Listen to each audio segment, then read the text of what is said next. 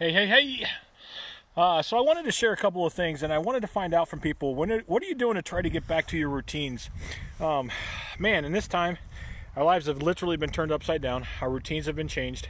If you've got kids, suddenly you're now a homeschool family. Now all of a sudden homeschooling is popular.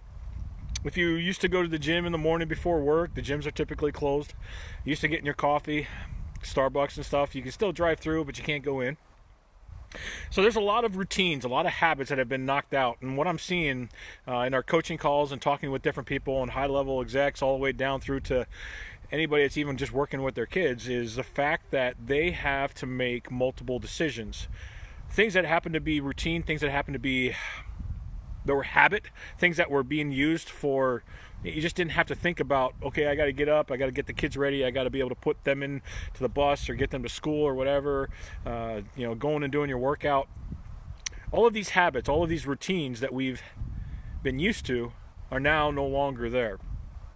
And I'm seeing two things come out of this. Number one is, as you're talking and as you're looking at things, you have to make more and more decisions. And as we were building out multiple e-com sites, one of the things that we noticed is that the more decisions a customer has to make, the less likely they were to get all the way to the end and make the purchase. It was called decision fatigue.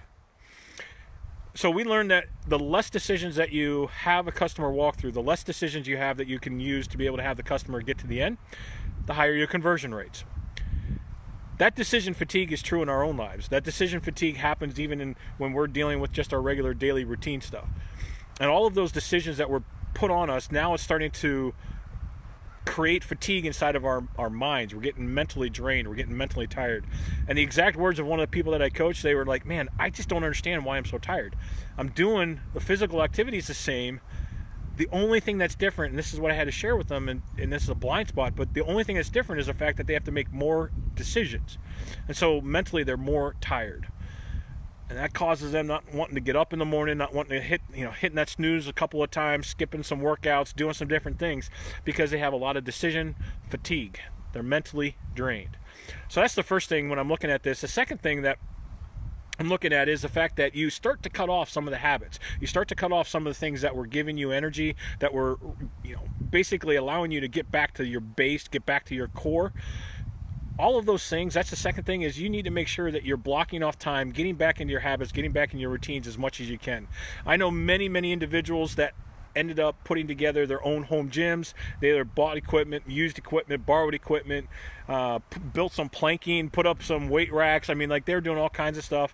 I myself, I'm still trying to get out and still trying to do, like, obviously we're out here still in social natural distancing, but for me, that's my routine, is I need to be outside doing some walks, getting that exercise, getting the fresh air, and finally got some blue sky. Sun's about to set, but that's for me. So keep in mind two things. Number one, recognize that if you're making a lot of decisions, try to get back into habits so you're not making so many decisions. Number two, what were the things that you had to start cutting out, and how can you start replacing those in your own lives? Those are the two elements that I've seen, just make a world of difference in my life and in others as well. So until next time, we'll see you. Enjoy, and we'll talk soon.